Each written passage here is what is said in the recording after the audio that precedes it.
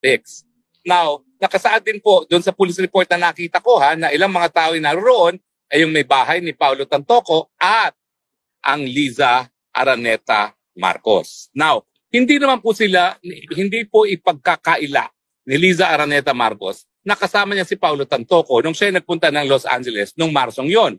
Ang okasyon po ay isang film festival, Manila Film Festival na ginanap dyan sa LA. No? At wala rin pong kaduda-duda na ang First Lady, si Liza Araneta Marcos, ay tumira din dun sa Beverly Hills na hotel na yan, no? Kung saan nakita ang wala ng buhay na bangkay ni Paulo Araneta.